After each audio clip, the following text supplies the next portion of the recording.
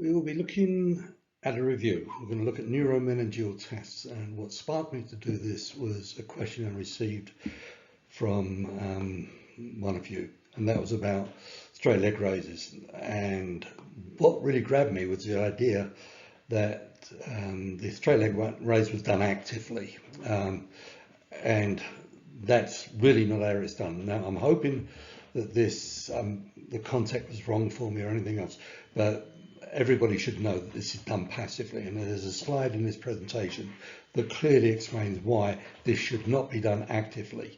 These sorts of shortcuts are not acceptable if you're going to be using them to make a diagnosis.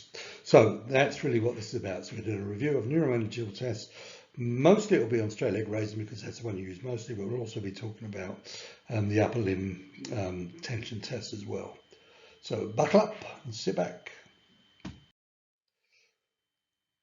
So neuromeningeal tests, tension tests, as they suggest, they actually put tension on the nerve roots, spinal cord, actually the neural tissues, plus their dural coverings. And if they're under tension, abnormal tension, and being compressed, or they're damaged, or there's adhesions, then you expect to see a positive response from this in the form of pain and limitation of range. So if we're looking at the spinal cord and its dura, then neck flexion and trunk flexion are your two main tests. Now remember, if you do trunk flexion in standing, then you're also doing bilateral straight leg raising. If you want to increase the tension on the spinal cord, then you can also do various changes of position with your arms. So you can do neural. This is maximum now. So if you're in full trunk flexion over your hips and you're going through the motions of moving the arms into their tension test positions, scapular retraction for T1 and so on, then you're putting maximum tension on the neuromeninges over the whole system. You never do this. But neck flexion does put tension on the spinal cord. Then you've got radicular brachial plexus and the extensions to the nerves and the extensions further on. And this is done via the median nerve, ulnar nerve and radial nerve tension test. And remember, you're also looking, although generally you don't really do it, but you can also be looking at the extensions to the digital nerves from these main nerves. So for example, if you're looking at the median nerve, you can do wrist extension, and then you can do finger extension as well, just to finish off the test completely. So in the thoracic spine, again, we're looking for nerve roots and so on, and then into the intercostal nerve. And mostly this is about neck flexion, scapular retraction for T1, and the slump test for the whole of the thoracic region. Now, the slump test will obviously put tension through the lumbar spine, but there's no real reason to do the slump test for the lumbar area after maybe 2, simply because or 3 rather, simply because the sacroiliac joint, the straight leg raises, do a good as job, and they're more specific and probably no less sensitive than is the slump test. And this is something you really should discuss in the classroom with your instructor or in Zoom sessions. Why not to use the slump test in the lumbar spine? Not why, but why not to? The real question here is, if the slump test is positive but the straight leg raise is negative, does that change your diagnosis? And vice versa. If straight leg raise is positive but the slump test is negative, does that change your diagnosis? And if so, how? And if you can't answer those questions, those two tests are interchangeable. Pick one, don't do 2, if that's the case. So that's the thorax basically. For the lumbar spine, then we have, again, going from the nerve roots through the lumbosacral plexus to the nerves and the nerve extensions into the digital nerves. So we've got L1 to 3 with prone knee flexion, L4 to S2 really with the straight leg raise. And then we can also break this down a little bit for the tibial and peroneal nerve by changing the position of the foot during the straight leg raise. Although you're going to lose the dorsiflexion aspect of the test if you do that, so they're not always that useful, but you can do it. That's the point, you can do that. So what are the positives? Well, limited range of motion. If it's not limited, you don't have a neuromeningeal positive. Straight leg raise can be positive for a number of reasons that are not neuromeningeal. Hip joint problems, SI joint problems, lumbar spine problems, and so on. You can get a positive straight leg raise, and when you add adjunct tests onto this, you've also got the issue with dorsiflexion and the ankle being a problem, and so on. So if we're looking at this for positives for neuromeningeal, then it has to be limited range of motion. Spasm is the most specific end field for this, for neuromeningeal problem, and it must not be capsular.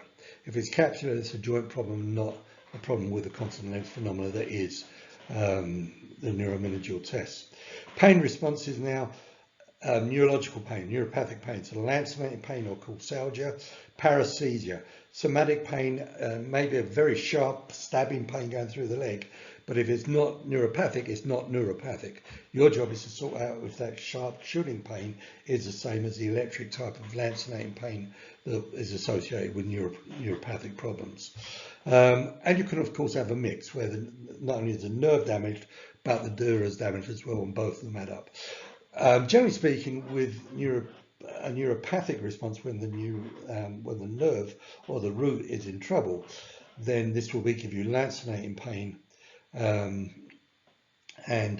it's on and off. Whereas dural pain is much more achy, and it increases over time when you hold it in that position, and it can last for a little while afterwards.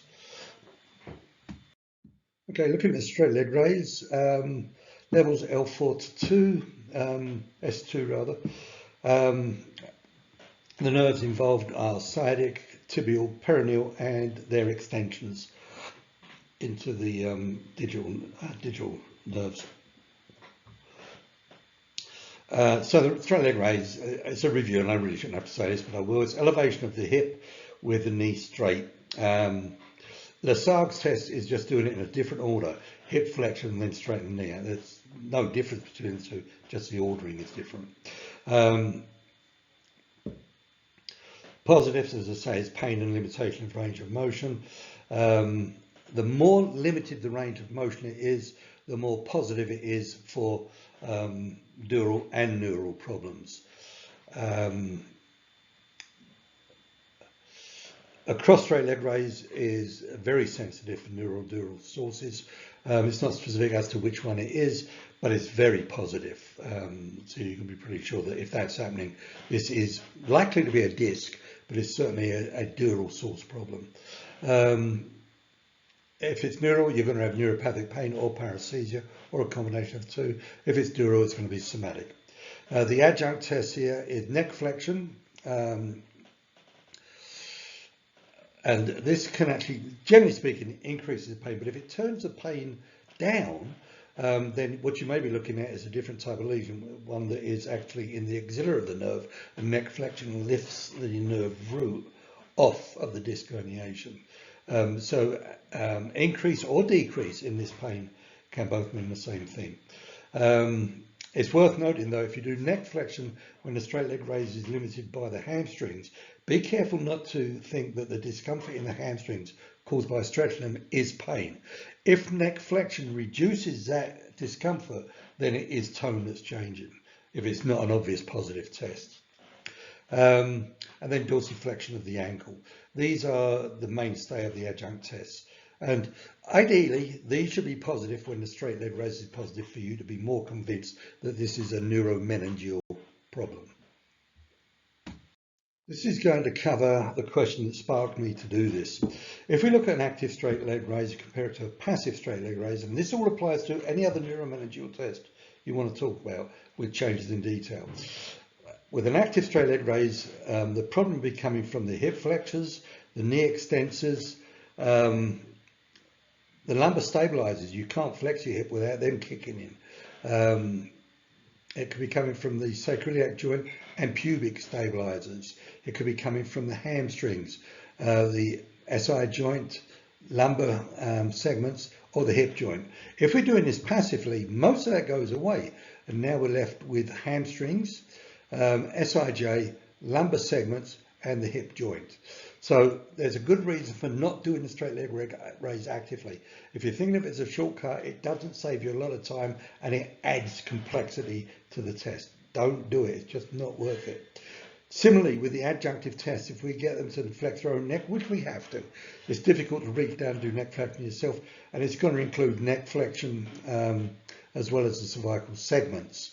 It's tough to do it passively. Ideally, you should. If you do it with the ankle dorsiflexion, then the dorsiflexions have to be considered, as do the plantar flexors, simply because they are contracting eccentrically and they can be an issue as well, or at least relaxing eccentrically. So if there's a tear in there, these are going to be a problem as well. And of course the ankle joint. Now, what you get rid of are the dorsiflexors from this. If you do it passively, then all you've got to worry about now is the plantar flexors and the ankle as well.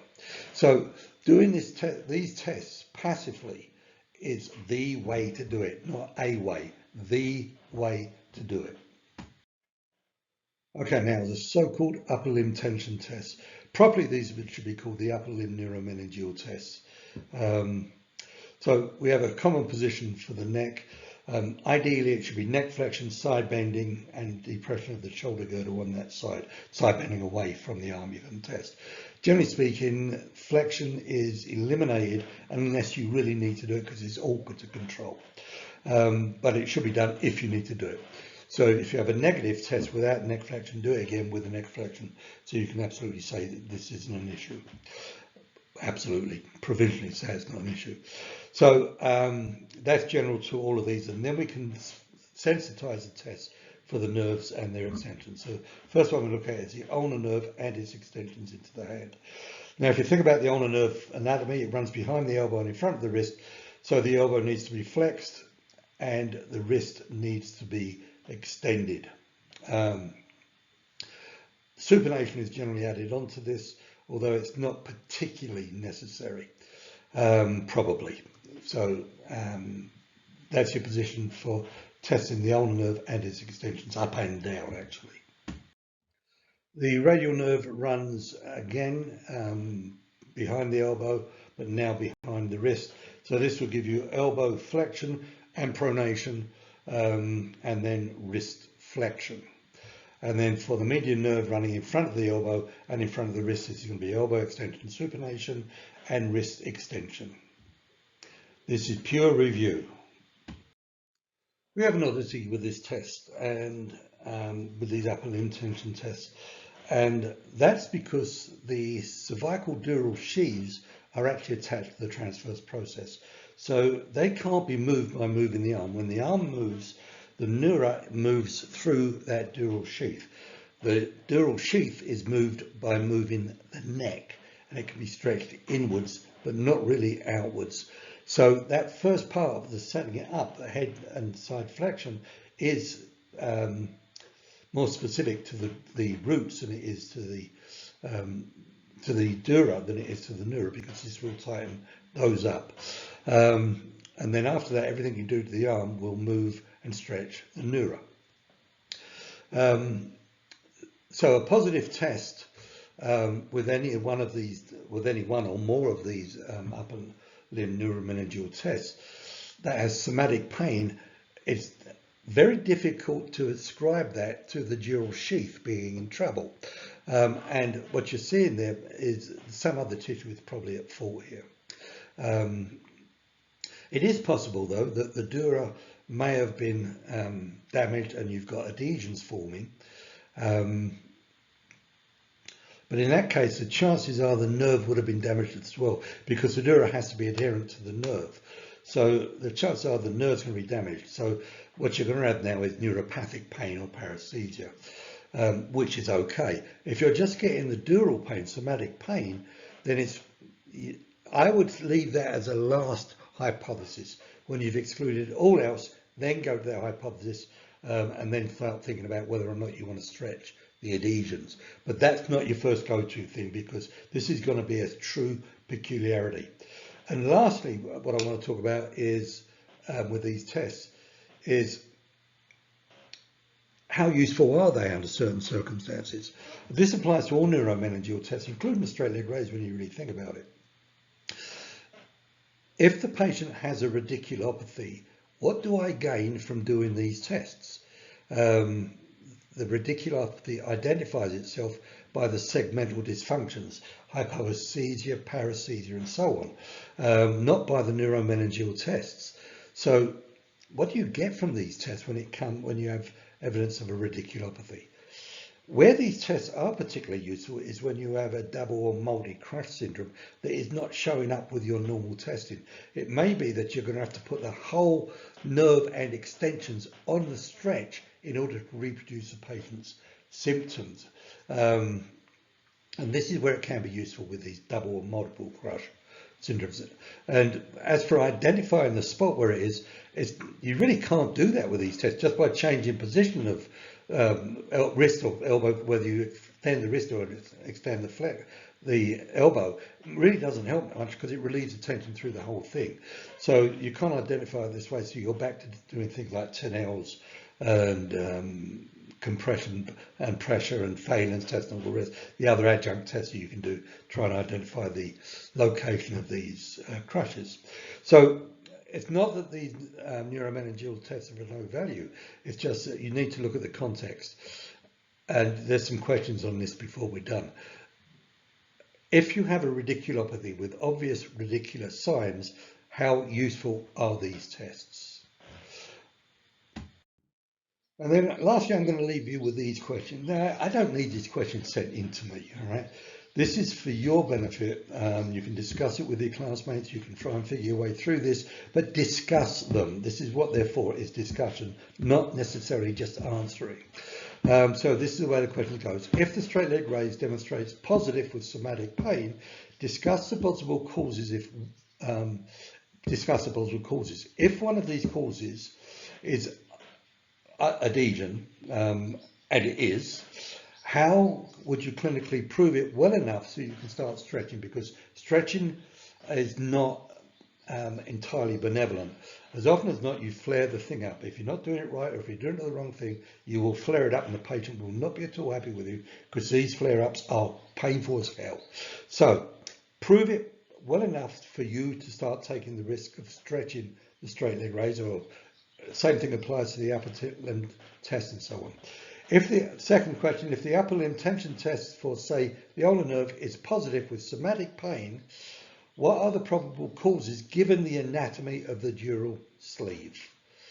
So we're going to assume that it can't be the dural sleeve apart from adhesions. You can have that one, but what else may this pain be?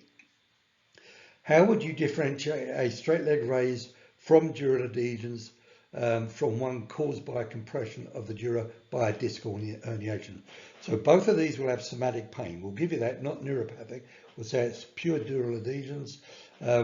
How would you tell that apart from a disc herniation causing dural immobility and pain? What does a cross straight leg raise signify?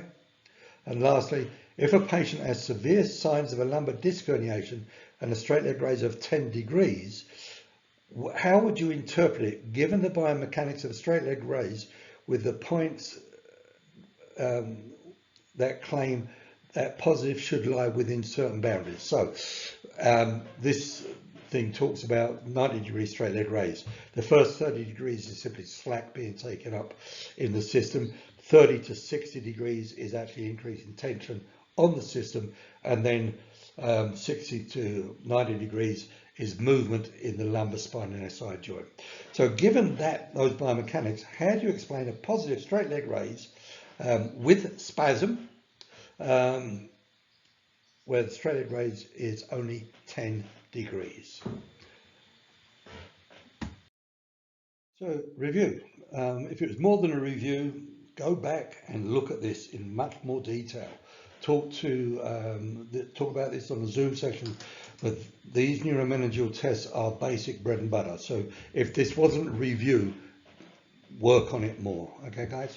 Hope it's helped and gave you an increased sense of confidence, or, like in that, a motivation to go back and look. All right, guys? Take care, everybody. Bye-bye.